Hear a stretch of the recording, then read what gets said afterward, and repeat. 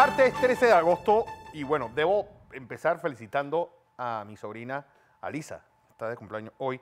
Igualmente debo a la señora Clara Cedeño, José de Chitré, se convirtió en una de las 20 personas más longevas. Ayer pues celebró su 113 cumpleaños, 112. ¿De Chitré? De Chitré, sí. Ustedes saben que Chitré es una de las áreas de este país donde mejores condiciones hay para la longevidad, para la vida. Dice que el calor conserva. Doña Clarita Cedeño, sí, 113 años, así que... El calor y el cariño de la gente. El cariño, el calor en el sentido del calor, no solamente del calor de la temperatura, el calor del cariño de la gente. Reír, pues quiere decir que sirve para la longevidad. Hoy es el Día Internacional del Armadillo, ese bicho. Bueno, que hace, pues, yo una vez estaba en Texas y de repente veo que ahí, pensaba que era Buffalo Wings y no, eran armadillos, ahí se comen bastante. A mí la verdad es que me dan como penita los pobrecitos, pero ahí están. El edificio de la administración está lleno de huecos hechos por estos animalitos que son, bueno, se forman una pelota y ahí son más duros que una piedra. Hoy también es el Día Internacional de los Zurdos. Pues se acuerdan de eso de la diestra y la siniestra. Siempre la izquierda fue, pues, un poco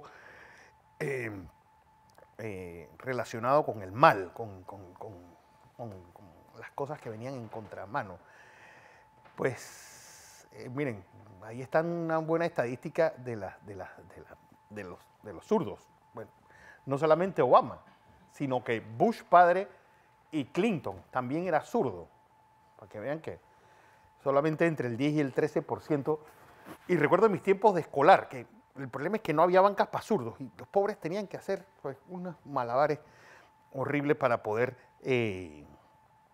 escribir en bancas hechas para los zurdos. Su habilidad en los deportes es otra de sus grandes, o de las grandes, pues sus grandes habilidades.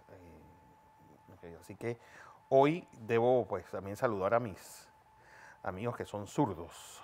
Bueno, y imagínense, zurdos y encima el martes y 13. Así que a los tricatetofoibos, pues saludos, aquellos que le tienen miedo a los martes 13. Vamos a 1926, porque ese año nace este hombre, tal vez uno de los latinoamericanos, si no el latinoamericano del siglo XX. Un hombre que convierte una isla, pues que poco a poco está regresando al nivel y al tamaño que tiene en el Congreso, en el Concierto de las Naciones, y la pone en la vanguardia. Pues es, después de los Estados Unidos, es el único ejército que ha ido a pelear a otro continente. Pues cuando mandó aquella expedición a la guerra, primero en Etiopía y después a la guerra en Angola. Bueno, y ahora, pues, ¿qué hay que decir de su legado? Pues, en educación, en deportes, pero realmente son los cubanos pues, felices del país que tienen. Sí son orgullosos, pero obviamente una manipulación de 60 años a uno lo distorsiona la realidad. Pues Fidel Castro ruso, yo creo que sí. El hombre latinoamericano del siglo XX. Yo creo que dentro de todo, pues, decían de Nehru, si no hubiera existido, hubiéramos tenido que inventarlo. Será lo mismo con Fidel Castro. Vamos a 1942, porque una de las películas favoritas de Hitler. Hitler tenía una obsesión con Disney y sus películas favoritas eran Blancanieves y esta. Incluso hay dibujos de Hitler de los enanos de Blancanieves. Bueno, esta historia que a mí me parece una historia triste, hombre, que una película empiece con la muerte de la madre de un cervatillo por parte de un cazador y cosas por el estilo. Para que ustedes vean, esta es la película de Disney que creo que ha ganado la mayor cantidad de Óscares. Pues, y que se usó de modelo en aquella película llamada 1941, que Joseph Stiller supuestamente la estaba viendo, esa película de Steven Spielberg de 1979. Bambi, su estreno en el día de hoy, hace pues 77 años. vamos a 1961, porque un día como hoy empieza o termina la construcción del llamado Muro de la Vergüenza. Yo creo que cuando la Guerra Fría se hizo pues, una situación realmente salida de control, sobre todo en esta ciudad que la representó y aquellos que fuimos a Berlín en los tiempos del Checkpoint Charlie, pues, lo que era esa revisión y la tensión que se sentía dentro de esta ciudad dividida por este muro invento de Walter Ulrich, que decía que se había puesto el muro era para que la gente de Berlín Occidental no se metiera en Berlín Oriental. Imagínense que en esas cosas los comunistas siempre fueron bastante ingeniosos, inventando cosas. Bueno, este muro sería destruido en el 9 de noviembre de 1989. Su historia, por ejemplo, un par de años, el año siguiente, en 1962, el presidente Kennedy fue ahí y dijo, yo también soy berlinés, a orillas de este muro. Ronald Reagan, en un discurso, le dijo al presidente Gorbachev, derriba este muro. Bueno, los alemanes terminaron derribándolo ellos mismos y saliendo por las patas del señor Erich Honecker. Vamos a 2004, porque esto sí es una tragedia griega. Un día como hoy empiezan los Juegos Olímpicos de Atenas. Y digo que es una tragedia griega, ¿por qué? Porque al igual que le pasó a Brasil, uno tiene que aprender a estirar la sábana hasta donde dé. Bueno, alguien olvidó eso. ¿Y qué pasó? Bueno, estos Juegos quebraron al país.